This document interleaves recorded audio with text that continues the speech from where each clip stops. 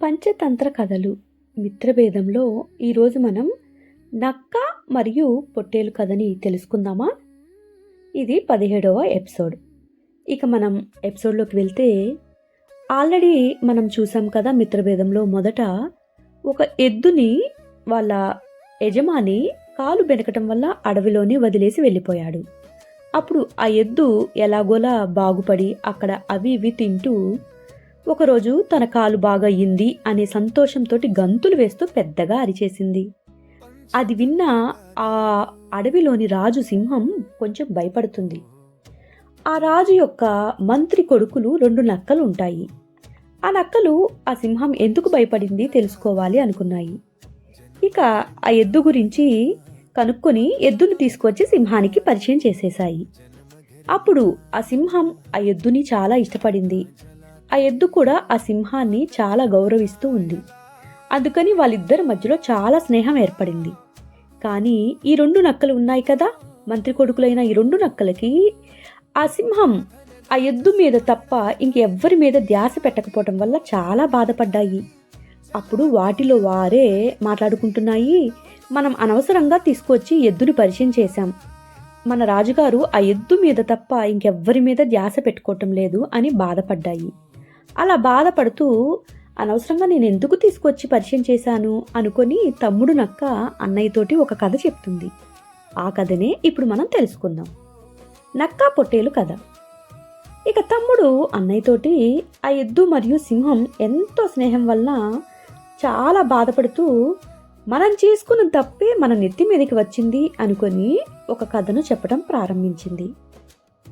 అనగనగా ఒక ఊరిలో పూర్వం 2 బాగా బలిసిన పొట్టేలు ఉన్నాయి. అవి ఎంతో స్నేహంగా ఉండేవి. 2 దేనికి మించిన దానికి బలంగా ఉన్నాయి. దాని కొమ్ములు కూడా చాలా చాలా గట్టిగా స్ట్రాంగ్గా ఉన్నాయి. అవి రోజు ఏ పనులు చేసినా ఒకదానికొకటి చెప్పుకొని సంతోషంగా ఉంటూ చేస్తూ ఉండేవి. ఒకరోజు ఎందుకనో వారిద్దరికి బాగా తినేసినాక ఏం చేయాలో అర్థం కాలేదు. ఇక అవి అనుకున్నాయి, అరే నా కొమ్ములు చూడు ఎంత వాడిగా ఉన్నాయో, దానితో నేను కొట్టాను అంటే ఏదైనా పగిలిపోవాల్సిందే అని ఒక పొట్టేలు అన్నది. 2 పొట్టేలు కూడా అవును నా కొమ్ములు కూడా చాలా వాడిగా ఉన్నాయి, నేను కూడా దేన్నైనా కొట్టానంటే దెబ్బకి పగిలిపోతుంది అని ఇంకొక పొట్టేలు అన్నది.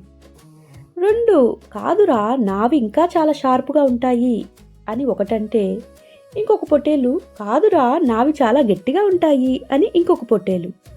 అలా ఆ 2 పొట్టేళ్ళు ఒకదానికొకటి బాగా గొడవ పడుతున్నాయి. ఇద్దరు సరే ఇక మనం తెలుసుకోవాలి అంటే నీ కొమ్ములు గట్టివా నా కొమ్ములు గట్టివా మనం పోటీ పెట్టుకుందాం, మనిద్దరం ఒకదానికొకటి బాగా ఫైటింగ్ చేసుకుందాం, ఎవరు గెలిస్తే వాళ్ళవే గొప్పవి అని చివరికి తేలిపోతుంది అని 2 నిర్ణయించుకున్నాయి. ఇక అవి పొట్టేళ్ళు పోటీ పెట్టుకున్నాయంటే ఇక ఆగేదే లేదు. ఇక అలా ఆ ఇద్దరు ఒకరి మాట ఒకరు వినకుండా ఎంతో ఘోరంగా పోట్లాడుకోవటం మొదలుపెట్టేశాయి. వాటి బలం ఒకదానికి మించి ఒకటి అన్నట్లుంది. అవి దూరంగా వెనక్కు వెళ్ళి పరుగున వచ్చి ఒకదానికొకటి ఢీకొనటం వల్ల 2 బాగా బలిసి ఉన్నాయి కదా, ఒకదానికొకటి తీసిపోకుండా పోట్లాడుకుంటున్నాయి కదా, దాని దెబ్బకి పక్కన చెట్ల మీద ఉన్న కొబ్బరికాయలు కూడా కింద పడుతున్నాయి. అంత ఫాస్ట్గా వచ్చి ఢీ కొట్టుకుంటున్నాయి.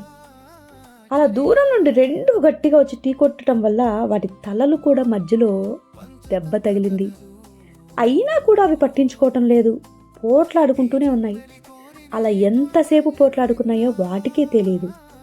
వాటి గురించి మనం అంతసేపు పోట్లాడుకున్నాయి అని తెలుసుకోవాలి అంటే ఆ 2 పొట్టేళ్ళ తల నుండి కారే రక్తం కింద పడిపోయి గడ్డగా కూడా మారిపోయింది. వాళ్ళ తలలు కూడా రక్తం ఎండిపోయింది.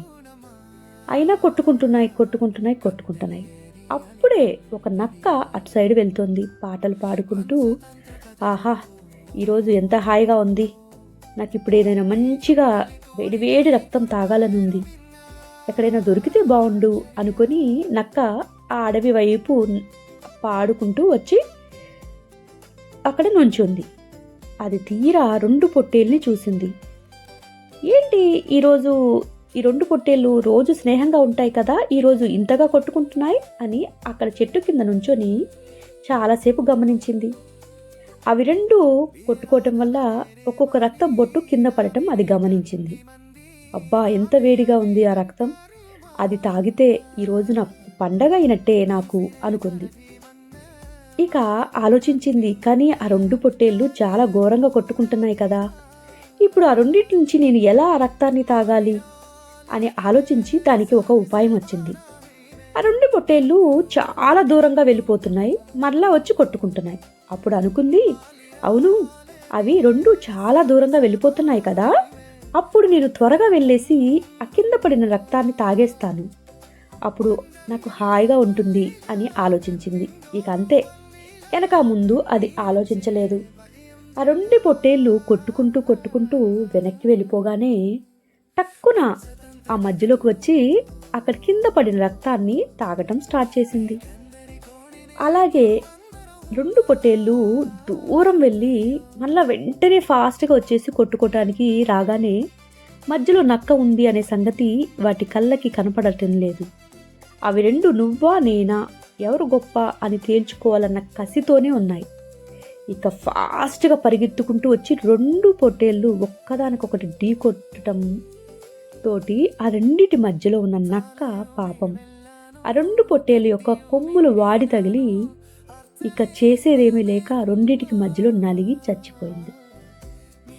అదే ఆ నక్క దురాశతోటి అక్కడికి రాకపోతే అది చనిపోయేది కాదు కదా.